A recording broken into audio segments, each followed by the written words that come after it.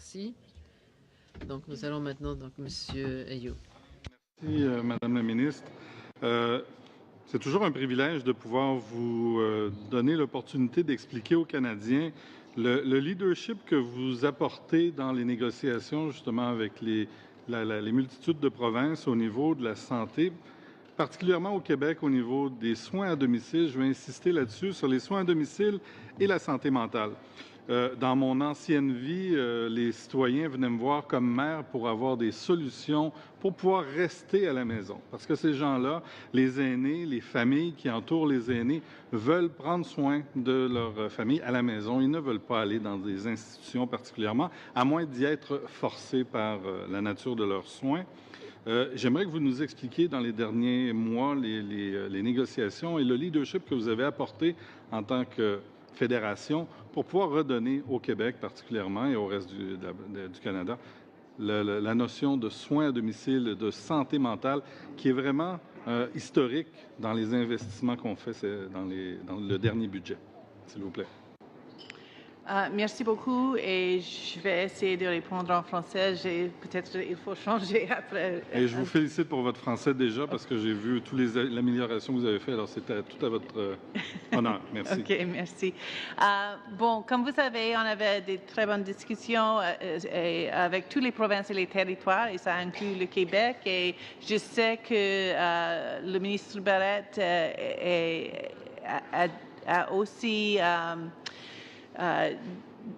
dit très clairement que les priorités qu'on partage sont des choses comme la santé mentale et les soins à domicile. Et j'ai vu plusieurs bons exemples, comme par exemple, il y a une facilité à Montréal pour les soins palliatifs que j'ai vu et que c'est un très, très bon exemple de le bon travail qui est fait au Québec. Pendant les discussions, c'était clair que les choses que vous avez dites sont des priorités pour le ministre Barrette et son gouvernement là. On a discuté comment ils peuvent augmenter les services. Ils ont des très bonnes idées au sujet des services de la santé mentale pour les jeunes. Peut-être, maybe I'll just continue in English for the sake of time. Je vais continuer en anglais pour gagner du temps. Alors, dont le ministre Barrette avait vraiment identifié d'excellents programmes qui sont très intéressants aussi pour les jeunes, notamment ils regardaient dans les communautés internationales. Je ne veux pas présupposer quel sera leur plan, mais pour vous donner simplement une idée de ce qui les intéresse, ce qui les examine, nous savons que lorsque nous apportons des soins aux jeunes, que ceci peut avoir un impact sur toute leur vie. Nous savons que les jeunes, souvent, ne sont pas identifiés comme étant des problèmes de santé mentale. Souvent, ils ne sont pas diagnostiqués suffisamment tôt.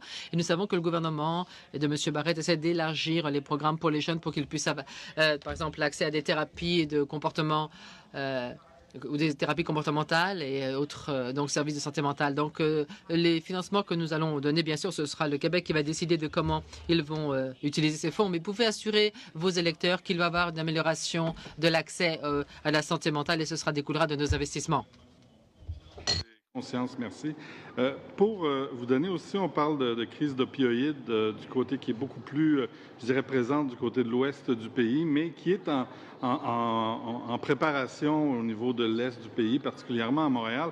Je lisais dernièrement, dans les derniers mois, les très bonnes relations avec le ministre Charlebois, pour l'incitation à avoir des nouveaux sites d'ouverture et dont Montréal a pu bénéficier. J'aimerais que vous nous disiez, peut-être dans la minute qui reste, où en sont les rapprochements et la facilité de l'ouverture de ces sites-là et du processus pour pouvoir ouvrir ces sites. Bon, comme vous savez, j'avais annoncé récemment qu'il y a 3 sites à Montréal pour la consommation supervisée qui sont prêts à continuer et ils ont reçu une exemption. And as you've also said, I've had a very good working relationship. J'ai une très bonne relation de travail avec le ministre Charlebois, qui est déterminé à aborder cette question. J'ai aussi discuté avec le maire de Montréal il n'y a pas si longtemps et il se préoccupe de la crise des opioïdes à Montréal. Ils ont été très proactifs Et c'est une bonne nouvelle parce que la crise n'a pas touché le Québec comme d'autres provinces pour différentes raisons, mais je pense qu'ils sont très alertes et ils font du bon travail. Je vous en félicite. Toujours merci. Merci, Monsieur le Président. Time's up.